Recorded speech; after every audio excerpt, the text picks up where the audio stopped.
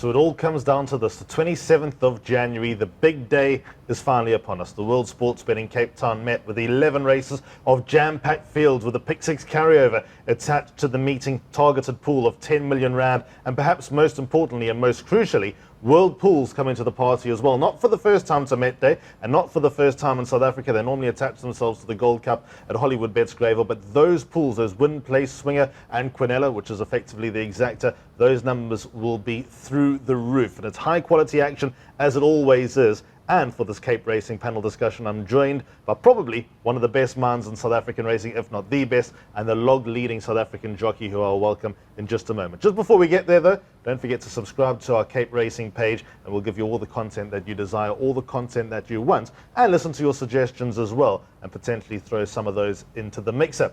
We're going to start off with Richard Fourie, who at the time of recording has ridden 146 winners for the season. He's on track for his targets of being crowned champion jockey of South Africa. And if it continues this way, then just imagine the number that he'll end with. Richard, you won the Met last year on Jet Dark. And just your recollections of that 12 months ago, that was your first Met win as well. How did you feel crossing the line in front after just getting the edge over Comet Ding, his great rival? Well, thank you for having me here today. It was an amazing feeling, getting my head down where it mattered the most. It was a tricky race, quite a bit muddy at the top of the straight, but you know, was on a crown champion, and he finished the race marginally, but it was still a winner. And then Robert Blumberg back after his escapades at the Limaral King's Plate, where the targets were well and truly set with a number of winners tipped by him and Jonathan Snaith. You haven't won a Met, which you said in the interlude, or in the rather the precursor to the King's Plate panel discussion, but what's your greatest memory of this great race? Firstly, Ellie, nice to be here. Nice to be with a similarly attired panelist, unlike the last person I sat next to who wore a jacket, tie and his owner's badge. But to answer your question, I haven't had too many runners in the Met. I can remember African Lion, I remember Josh's Princess, who got beaten a length and a half by Zebra Crossing.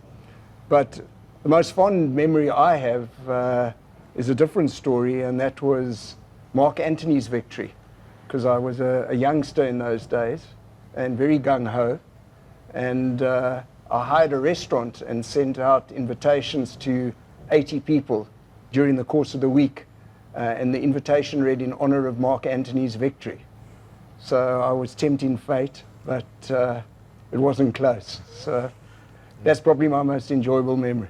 And some are comparing this year's Met to that domination of Mark Antony during the 80s. Well, we shall see. We'll discuss that in a moment. Let's get through race number 1 on the card. It's the World Sports Betting Summer Juvenile Stakes, a listed feature over 1,100 metres, a big field, 16 plus 1 reserve card to face the starter. I want to start off with Richard Fourie because he takes a ride on number 2, Lion Rampart. But seeing as you get around the country and ride as many horses as you do, you've put a leg over Proceed in a race, you put a leg over number 12, Cold Shine. Great to have Danny Muscat here riding for his father, Peter Muscat. But you've stuck with Lion Rampart, and you know, what is it with him running in a straight line or not running in a straight line, and the convincing nature that he put together last time out when shedding his maiden tag? Yeah, look, he's a young and upcoming horse. I think I am very drawn to the way he's bred. You know, he's a one world. You saw him last time. First time out and last time, he was green all over the place, hung both ways, jumped the line, jumped the patch. You know, and since then, since King's Plate Day, I've been at track. I've felt more of him, understand more of him now. So yes, he was quite a nervous horse. You know, obviously drawn a little bit on the inside, could be a bit concerning, but I think he's just going to be a maturing type, and he's going to keep blossoming and growing into a better horse. And obviously, the likes of Muscat's son coming down from England, obviously, you know, Mr. Muscat putting his son on the horse is obviously, you know, to help his son on the day to have a memorable day as well. So it wasn't much of a choice. I just liked the way that horse finished it off last time with me, and Lion Rampart is, you know, like I say, a progressive type. Robert, there's quite a lot of form to work with here, and also quite convincing juvenile form. Obviously, a lot more 2-year-olds will step out in the coming months, and we'll separate the wheat from the chaff. But it looks like there's quite a bit of wheat in race number 1.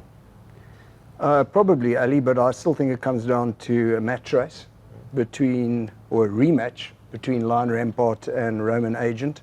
Lion Rampart having beaten Roman Agent by a length and 3/4 when they met.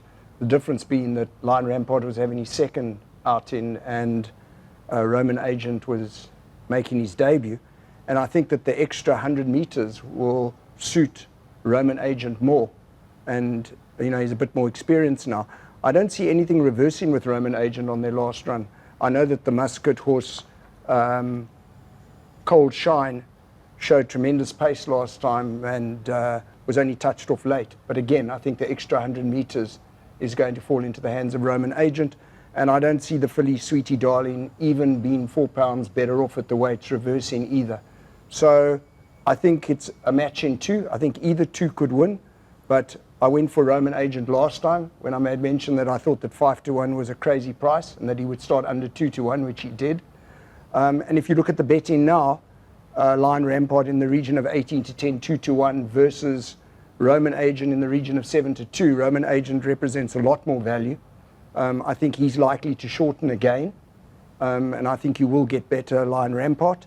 So a match in 2, but I'm going for Roman Agent to reverse with Lion Rampart this time. Okay, so pretty much singing from the same hymn sheet, expecting that form to work out from Hollywoodbets Cape Guineas Day. On we go to race number 2. This is the first leg of the bipot, the Cape Racing Sales Cape Slipper, for a stake of R1.25 million, 1,200 meters the distance, and a packed field of 20. And here we don't have too much form to work with. More than half the field are unraced going into this. So I'm going to start off with you, Robert, before we get to Richard, who obviously holds the key. Looks like he might hold the key with Talk to the Master. But before Richard shows his hand, are you going with number 6, Talk to the Master? Is that the most compelling piece of form here? Ali, I think it's a rematch between Handsome Prince and Talk to the Master, and I expect them to finish in that order again. They meet on the same terms. This time they're going the 1,200. I think the extra 200 will suit both horses. But I just felt that Handsome Prince has a bit more to offer as a horse. I'm not discounting Talk to the Master reversing the form, but my gut feel and instinct is that Handsome Prince is the right horse. And I actually think that odds of around about 7-2 are pretty generous. I think he's going to start a lot shorter than that, probably closer to 2-1. I do think Talk to the Master is the danger. Sounds like I'm going against Richard, having opposed him in race 1 and race 2 and tipped 2 Snaith juveniles. But I do think they should fight out the finish. The one horse that does interest me in this race is the first time is Sicily, 550,000 Rand, son of Rafif. And, that horse could be anything. One thing we know about Dean Canema is that he can ready them first time out over 1,200, as he's done on numerous occasions. So I have no idea if that horse is fancied or not, but certainly money comes for him. I do respect him. And I think that's the key. Just watch the market with regard to the first-timers. For example, we've got a very closely related horse to see it again in the form of number 16, Lord Byron. And Louis Otwa takes a ride for Justin Snaith. But Richard, we spoke about Roman Agents in race number 1. Now, the mother of Roman Agents is all a secret. The mother of number 6, Talk to the Masters, can you keep it secret? So they sisters.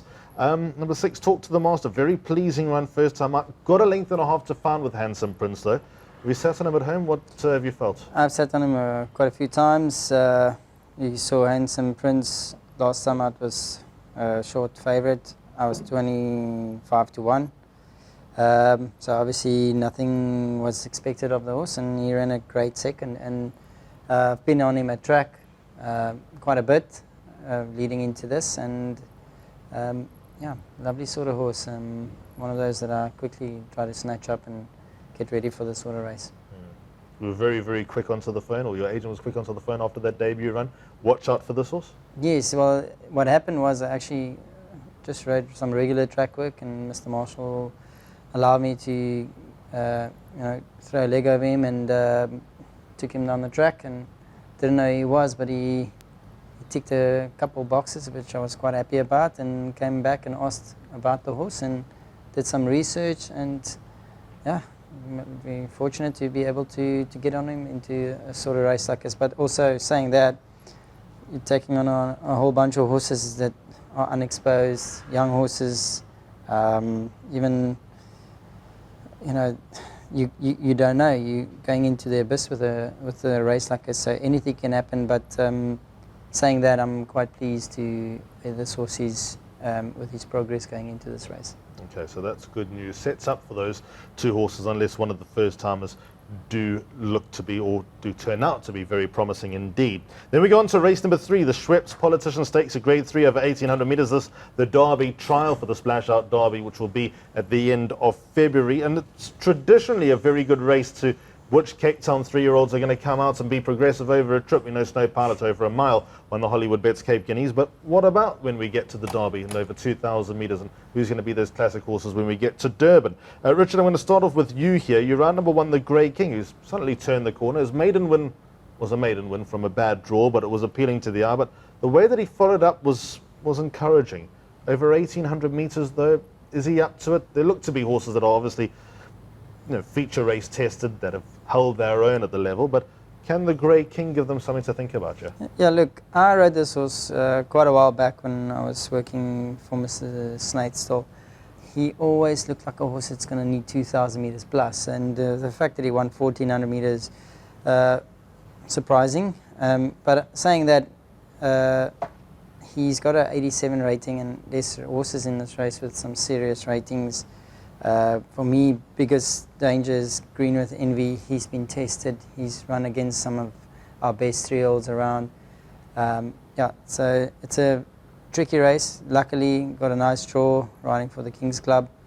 But yeah, got a nice weight, so let's see if we can run in the money. Robert, it's always looked like Greenworth Envy's been looking for this type of distance. He looks like he's got a lot of class about him as well. Might have been a trifle disappointing in the 2 feature races that he's running here at Hollywoodbets Kenilworth, but I think the bigger picture has always been leading up to the Splash Out Derby. Is he the horse to beat? Definitely, Ali. He's come out of a Group 1, running in a Group 3 here, best handicapped, looking for more ground. Exactly what you said, a Derby kind of horse, so he'll love the extra 200 metres.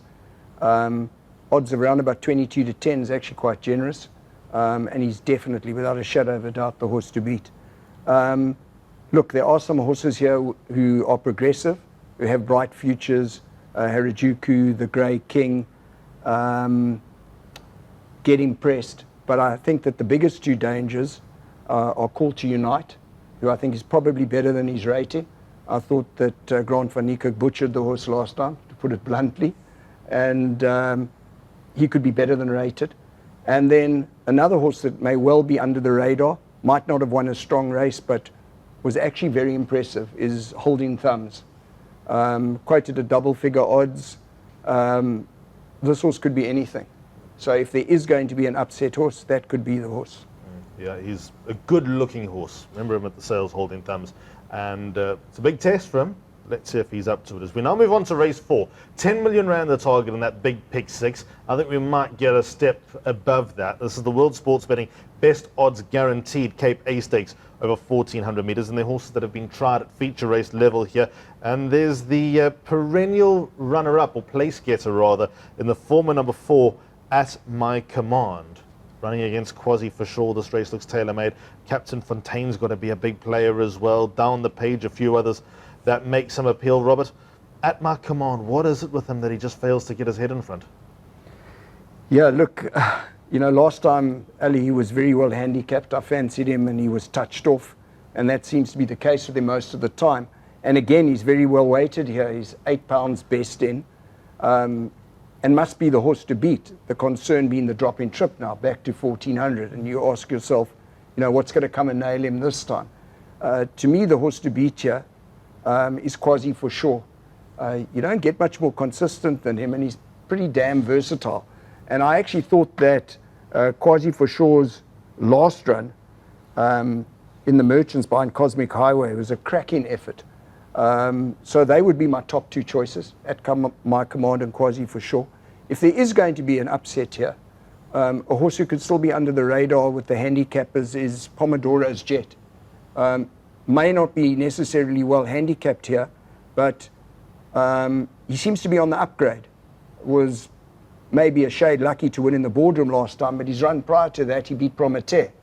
And Prometheus has won twice since, very impressively, when Richard rode him last time. So with only 51.5 on his back, carrying the half a kg overweight and the odds of around about 16-1, he could be the value in the race. Richard, you step on board number 7, Captain Fontaine. His earlier form, his younger days were excellent. In case then, when with Garth Puller, he was obviously supposed to be exported to Hong Kong. That all fell through. So we're here with him on Met Day.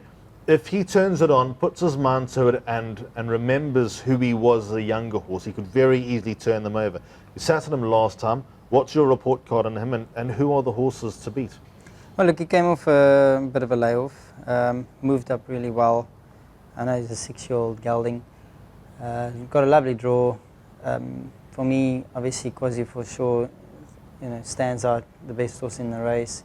That last run was a fantastic run. I think if Calvin knew him better, he'd probably end up winning the race. He's a funny sort of horse.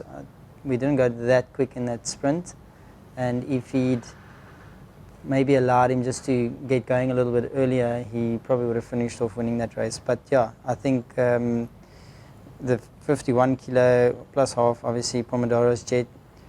I don't believe in that last run's form line. I'm not a big fan of Rapidash, but saying that with 51 kilos drawn 3, you're already in the box.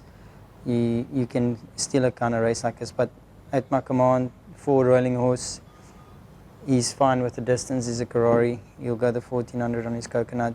And then obviously as a roughie, myself, I'd add myself in. I think this horse has done enough improvement to run in the top 4. Yep, no doubt he's capable. Just quickly, while we're talking about race 4, there'll be pace on with After the Rain. Generally this summer, what is it with the pace that's suddenly been on? The Cape Cool's almost a distant memory. Once or twice you've gone a false pace, but that'll happen anywhere, anytime, any race. Day, yes. Yeah. But generally, Cape Cool's out the window. Yeah, no, we've definitely stepped it up. The grass is quite short. Track's running fast. The wind hasn't been so strong, but I think the Cape Southeast is starting to pick up now, showing face. But yeah, fast running track. Looking at these races, there's fast horses in these races, or some horses you can't really bring back. I can see good speed in this race, and leave it to the best horse in this race. So I think when I say all that, KwaZulu for sure just jumps out on me again. Okay, there we go. Well, Richard's got no ride in race 5, the Pongratz Olympic Dual Stakes, a listed feature, which is a field of 16 and could well be the hardest leg of the pick 6. So Richard's got a reprieve here, because I'm not going to go to him unless he's got something to add, and if he does, I can add something. Oh, he can add something. Okay, we'll let Robert add something first, though. Perfect. Hard race 5, or is it? What do you make of it? No, it is a very hard race, Ali. But as you know, I fancied Winter Cloud on King's Plate Day at 14-1. Was a bit disappointed she didn't get closer, but she was hardly disgraced. Didn't exactly have a clear passage in running, and ran a pretty decent 4th. So I have to go with her again, except this time she ain't 14-1. She's 7-2 favourite. But I still think that she's a big runner. I expect her to get the better of Shantastic, who's pretty consistent and has to be a threat. The upset, or the dark horse to me, or filly in the race, is Distant Winter. She's held by Winter Cloud on previous meetings, but if you also look back in her form line, you'll see that she has beaten October Morn at level weights. And October Morn, of course, won the race last time that Winter Cloud ran in. So last time out she ran in the Cape Fillies Guineas, drops back to the 1200, course and distance, 2 runs for a win in a second. So the value could lie with Distant Winter, but my first pick would still be Winter Cloud. What do you do on the big day when you got no ride in a feature race? Man of your caliber. Well, I probably didn't take the ride in case Aldo doesn't make the weight on Winter Cloud. 56.5 on a big day. So yeah, I try to keep myself available for an opportunity like that if it does come. If it doesn't, it's not like I could have won the race anyway. So I also like Winter Cloud, very strong in this race. Her early form is fantastic. She's got some horses at the weights so well, and make her probably one of the big ones on the day. Okay, so maybe it's not so scary after all.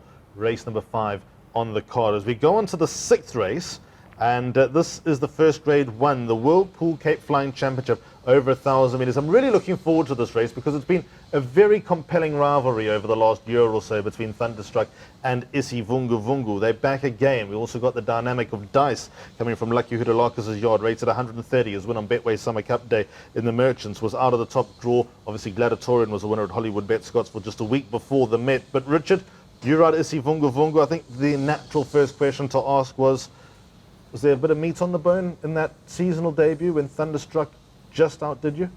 Most definitely. He came off a very long layoff, and I think, last time he ran was the 30th of July. So it was all just part of preparation. Obviously, we go for the win.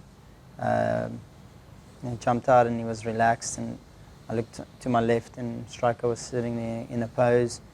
And through the 200 or so, I put on the juice, and he just didn't respond for me. He was at his maximum, and obviously Striker's horse started gaining momentum again, and put me to bed. But saying that, it's a whole couple of weeks later.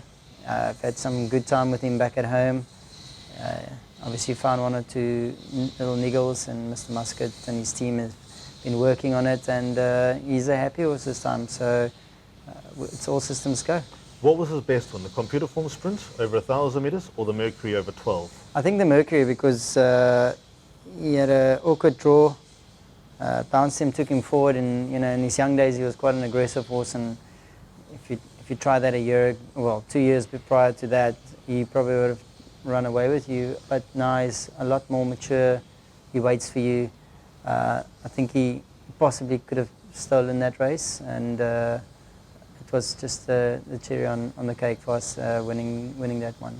Robert, is this a boat race or is it open-ended for one other? Maybe two others. How do you read it? A boat race, Alistair, as I thought last time when the two of them met, and I mentioned that Thunderstruck was the value by virtue of the fact that he'd had a run, whereas Isivungu Vungu had been off for 5 months. Now with a run under the belt, I'm confident that Isivungu Vungu will reverse with Thunderstruck. They draw next to each other, so Pierre no doubt will be sitting right next to Richard waiting to pounce, but I don't think he's going to get to him this time. But it is a match in two. And we've also got the former winner of this race, Rio Quirari, who every now and then shows signs of life, but it's a cracking Grade 1 event. Sounds like and looks like Isivungu Vungu is the right one in the Cape Flying for 2024. Imagine that. Grade 1 winner in Joburg, Grade 1 winner in Durban, now to conquer South Africa in Cape Town. As we now go on to the city of Cape Town, Mallorca, over 1,600 metres, race number 7 off at 25 past 3. We've got the reigning horse of the year in the form of Princess Kala, reopposing number 11 Beach Bomb. I'm actually going to start with Richard here. We'll get to Robert first with the World Sports Betting Cape Met. Princess Kala versus Beach Bomb over 1,800 metres in the Paddock Stakes last time up. Beach Bomb had your number. Now, was the race initially run to plan for Princess Kala when the pacemaker just fell back? You were exposed early. What was your report card on that? Are you confident of turning it around? Or was Beach Bomb just proper good value for that win? Yeah, look, she won well. Can't fault her on that. She still came from the back of the field, even though they went slow. They went 113 seconds, where standard time is like 110, so it's a good 3 seconds slower. But my main mission in that race was to make sure that she doesn't pull, so we can save all our energy for the finish. And she moved up well.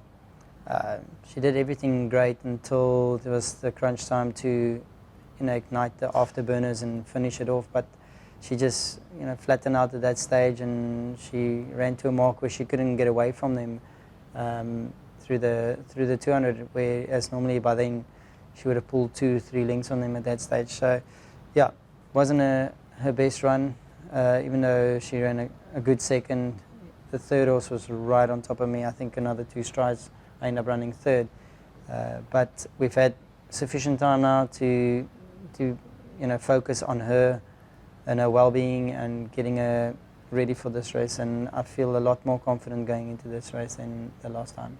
The best version of Princess Kala would win this, Robert. Probably hasn't quite been in her best, despite the valid excuses that she's had along the way. And then what about Red Palace? And then what about Make It Snappy, the two-time Grade 1 winner who hasn't run in a year, granted? Is this a bit more complicated than just the reigning horse of the year and the filly who toppled her last time? Well, before I answer your question, Ali, I want to ask Richard something. How critical are you of your riding? Do you fall into the category of Anton Marcus, who used to self-flagellate, go home, beat himself up, lock himself in a room and sulk if he thought he'd ridden a bad race? Or do you fall into the category of Grant van Niekerk, who just laughs, doesn't give a damn, says punters are throwing stones at him and goes off and has lunch? Or do you fall into the category of a Greg Sheen who's never ridden a bad race in his life? How critical are you of yourself? Well, I'll take everything into consideration. I'll admit to when I do ride a bad race. I think that's the first steps of recovery. Yeah, I'd look at every single aspect, every little thing that went wrong, and just make sure that that doesn't happen again. So yes, I will be hard on myself, but also forgiving at the same time, because it's split-second decisions, and you know, we're human. It's human error. But at the end of the day, not everything is where it's supposed to be. It's very difficult to win these Group 1s. You know, everything has got to be exactly on point, and you know, then it looks easy. So I'd like it to look easy, and then you know, we don't have to get to that point where we need to beat ourselves up and lock ourselves in rooms or deny any bad ride. But yeah, I'll hard and soft on myself, knowing if I could have done more or if I should have done less. So with that in mind, and in my opinion, and I'm not a jockey, I actually thought that Anthony Andrews stuffed the race up for you last time by fighting a big long striding filly. That had she gone to the front, it would have been a different result. Having said that, do you not think, and whilst I understand why you took it up early, that you should have maybe sat a bit longer? Yeah, look, I did take the speed up a little bit as we came into the straight, because we've gone so slow. I've got 60 kilos. I'm giving a lot of weight away to a lot of horses, and I thought, let me get her into her stride. So it's just basically riding a piece of pacework up the straight as to getting her stride going, getting her in her comfort zone, and then through the 400, 350 start doing some work. And I thought I did it right, but obviously it backfired on me, being the 1800, you know, which is not a optimum distance, and you know, I couldn't shake them off, even though as much as I believed in her and thought that I could literally get that last bit out of her, it was a bit impossible to achieve, giving away so much weight and being an older mare. But you know, like you say, should I have sat longer? Perhaps, most definitely, and allowed them to come at my heels before I asked for a bit of effort, or do I do what I did and you know, I get beat? So it was a tricky one, because just now they move up to me, or they put a lot of pressure on the top of the straight early, and then I have to carry a longer sprint than allowing her to use her action into the 400, 350 before I make her work. So it was a very quick decision that I had to make. If I'd won, I'd be the hero, but unfortunately I got beat. So Alistair, I think that this time with the drop-in trip to a mile, whereas there's some people who say Princess Kala doesn't get an 1800, and I don't see how they can say that, considering that she won the Champions Cup. You can see it again. Can I say something? Sorry. Sure. She did come from altitude. She was trained in Johannesburg and then went into the Champions Cup, where all the, obviously the Hollywoodbets Durbanville runners were running, and they probably all tapped out, and she was fit and ready to go. But you would agree with me that she's better over a mile? Oh, without a doubt. Right. So on that basis, there are a lot of people who are saying, you know, she's not at her best. You're listening to all of that. The way the race unfolded in the Paddock Stakes, I think that Beach Bomb was a lucky winner. I think this race is going to be run differently. I'll be very surprised if Red Palace does not dictate and go to the front. And I think wherever they run, Red Palace will run in front of Beach Bomb this time. And I think that Red Palace is the biggest danger to Princess Calla. I prefer Princess Calla. I think she's got the class, but I have great respect for Red Palace if she's allowed to dictate from the front. Fascinating. This panel discussion suddenly turned into a courtroom there. And the insight was out of the top drawer. So there we go. Princess Calla, hopefully to come back to winning ways and score yet another Grade 1 in what has been an illustrious career. Now moving on to the Gold Rush, the Cape Racing Gold Rush, for a stake of R7.5 million. Of course, this race restricted to horses that were sold in the Cape Racing sales, 18 months ago, 2 years ago now. And here we go with a field of 16 carded to face the starter plus 3 reserves. Everyone dying for a scratching, but obviously not guaranteed to happen. Now we've got a Grade 1 winner in the form of Bavarian Beauty here, Robert. Pierre Stradum takes her out for Tony Peter. She went down to Durban. She won the Douglas White Tigweni Stakes, beating Egyptian Mao by a length and a half. She's only had the one run this season, been off for 76 days. But without doubt, that's the best form on offer here. How hard is she going to be to beat? Alistair, the question is this a similar scenario to Mrs. Geriatrics, who with respect to the connections doesn't appear to have trained on? You must remember that Bavarian Beauty obtained a rating winning the Queenie against 2-year-old fillies. She's had one comeback run since then. She beat another level from your stable by only a length. Another level was giving her £7. The talk, though, behind the scenes, is that this is the best horse in the Tony Peter yard, that she's the best horse they've trained, and that she's better than Summer Pudding. And they are quite brash about the fact they come in here to take the money, or I suppose you could put it another way, to rob Peter to pay Paul, if you pardon the expression. And they are extremely confident. So on that basis alone, you have to give her great respect. But to me, the jury's out in respect of her 2-year-old form and whether that's going to be carried forward. I don't know what to make of Taylor the Comet. Started favourite for a Group 1. Richard will be better placed to say whether he thinks the horse gets a mile or not. Certainly, I don't think he'll be going to the front this time. But it's a considerable drop in class.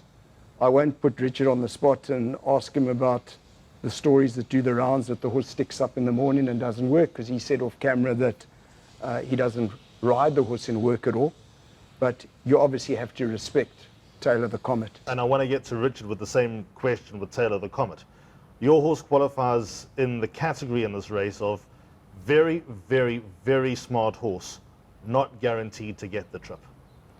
Well, what is interesting was the first time that Richard won on the horse for me, he told me the horse would stay any trip. The second time he won it for me, he was very hesitant about the mile. The third time he rode the horse, apparently he said to Tony Rivelin, "This is a champion sprinter. I don't know why you're trying to make the horse stay." Richard will tell you if that's correct or not. There are 5 million reasons why we tried to make the horse stay here.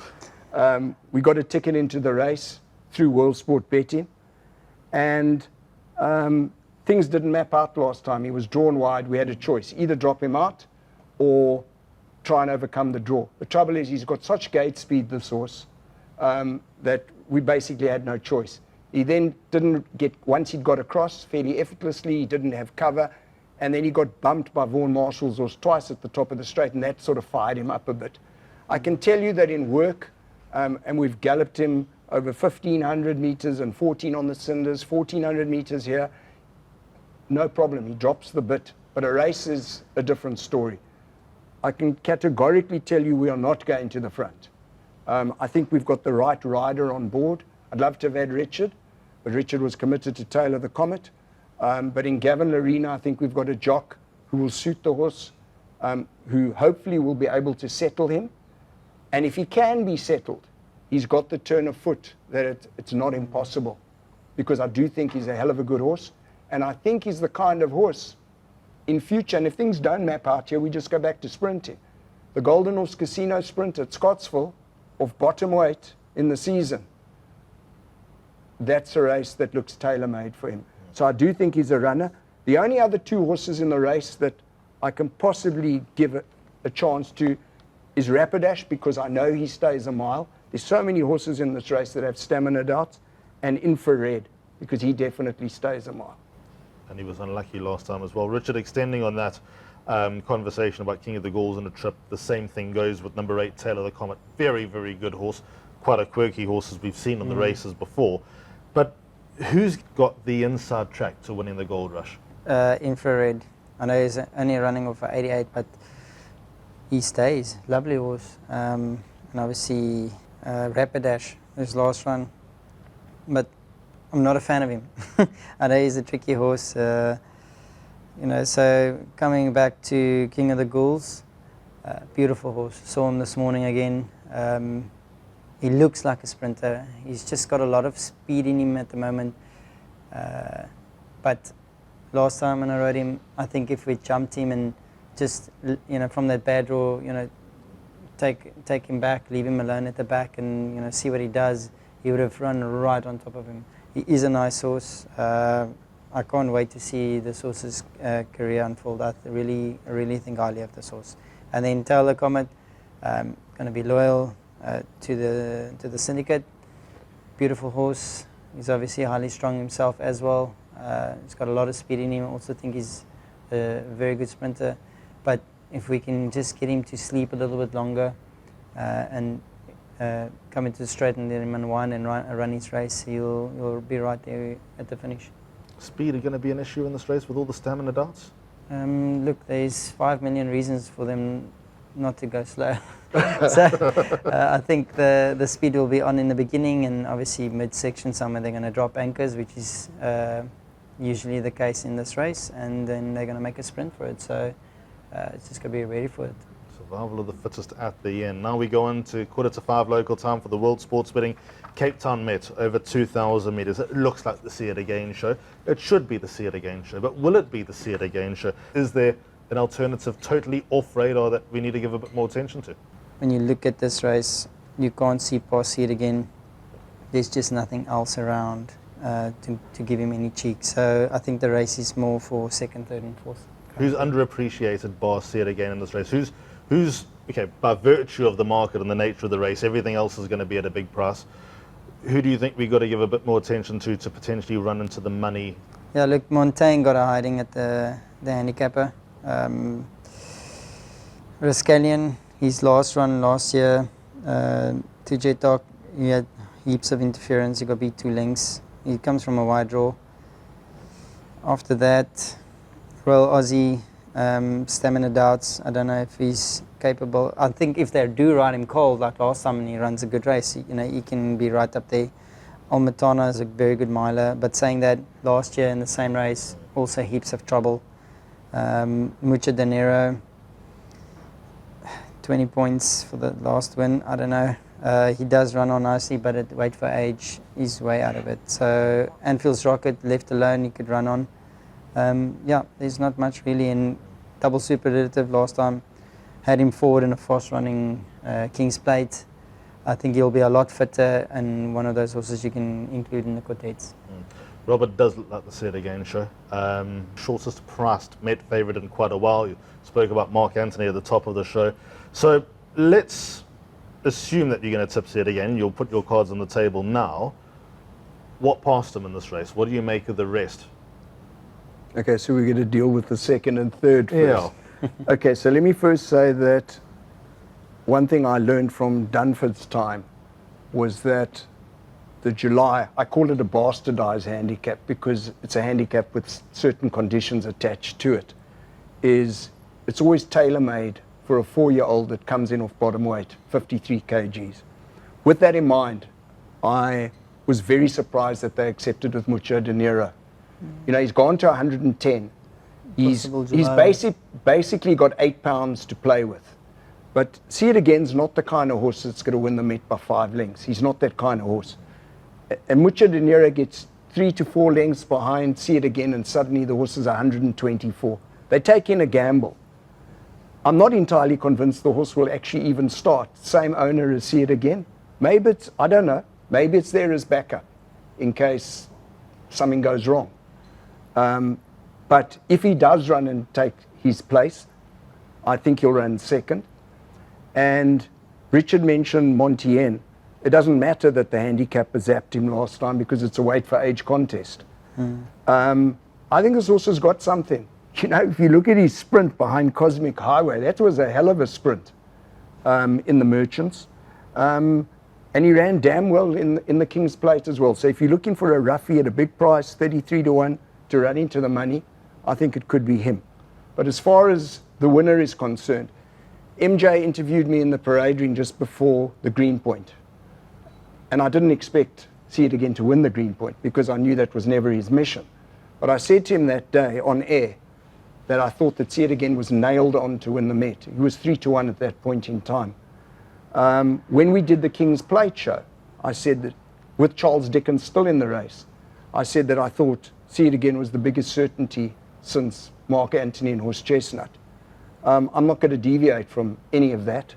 I'm not going to try and be clever because I didn't think that Charles Dickens would take his place in the Met.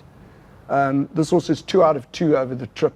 Won the Derby over 2,000, won the Daily News over 2,000. There's just no opposition. I think that the 11 draw suits the horse down to the ground because Pierre will be a length or two further back than he would have been had he cracked a draw. I just don't see anything beating this horse in this race. Does look that way. No such thing as a racing certainty, but all the expectations and all the support is with number 11, See It Again, in the 2024 World Sports Betting Cape Met. As we now go on to the New Tef Carriers Western Cape Stayers, a grade 3 over 2,800 metres, a field of 13 to face a starter. Richard, I'm going to start with you. You run number 3, Aragosta. That was a mess in the Chairman's. The pace was so slow. Then one horse went, slowed it up again. Then you went. From there, you needed all the luck in the world. Can Aragosta bounce back? He is a grade 1 winner over the extended trip, the only one in the race. Yeah, look, he can.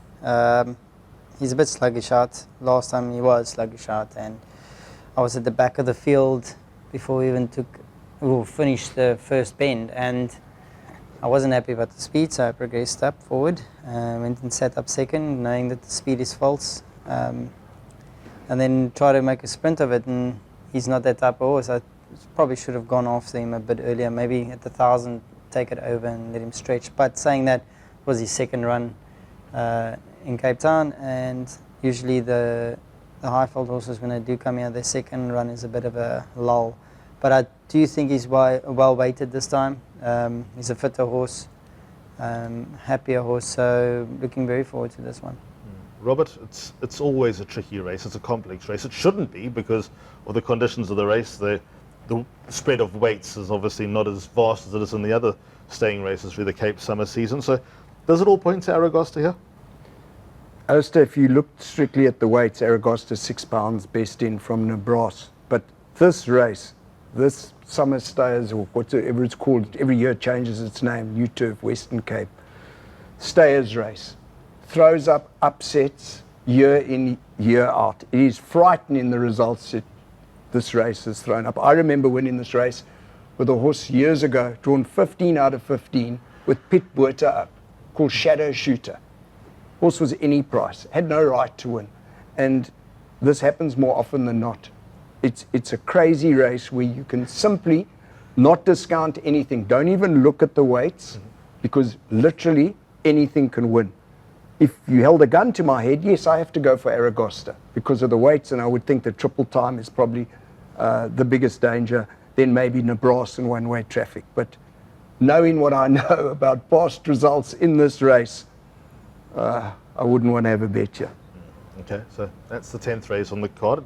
It is obviously an important race because as far as the world pools are concerned, that'll be the finale. Before we go into race number 11, which will be a locally hosted race as far as the tote pools, the World Sports Betting Bet with the best maiden plate over 1,200 metres, and in a field of 20, there's Richard Free sitting in the jockey room. So I won't ask Richard about the last race because by now he's hopefully got a bit of silverware in the luggage and ready to enjoy his nights on the back of the World Sports Betting Cape Town Met. So Robert, the pressure's all on you. A field of 20. You've got number 17, the US of A.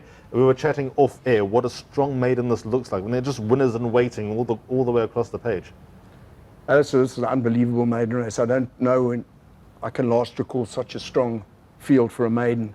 And this is definitely going to be a form line to follow. You can make a case for 10 horses winning this race. I see that Speed Race is currently top of the boards. Can certainly win, but I've given up on Speed Race. Has had enough chances for me. I think they're less exposed horses in the race. Peregrine Falcon made an excellent debut behind Amber Rock and has any amount of improvement. Apparently is highly rated by the stable. Green Falcon and Silver Falcon's family. Yep. Falcon. And if you like that, then you've got to like your Guguletu. The only question mark I have about that is that the 3 horses that came out of that race that all ran in a very poor work riders the other day. Consigliere, which actually ran 3rd, Captain Cool and Kaapse Hoop. And so I started asking myself the question as to, whether that's a form line worth following or not. Star Performer is definitely not chanceless. Neither is Ice Rain, neither is Celtic Chief. Riverstone wasn't given much assistance, with the greatest respect, in the ladies' race. And then you get to my horse, the US of A, who we do rate. He's run on really well in both outings, and it's sort of odds around about 10 to 1. He might be worth an each-way nibble. Then, of course, there's Hoodia, that finished right in front of Star Performer last time, has finished runner-up in both starts. And, of course, there's the unraced horse King's Boy by Kingman, who could be anything. So to try and make a selection in this last race is absolutely crazy. I don't know. Well, there we go. Don't know to finish. Hopefully, Richard and Robert have made you a lot of money in the 10 races preceding that. So that is your World Sports Betting Cape Town Met panel discussion. Thank you very much to Robert and to Richard for that time. We'll be back with lots more, but we hope to see you here at Hollywoodbets Kenilworth on Saturday the 27th of January for the 2024 World Sports Betting Cape Town Met. Till next time, goodbye.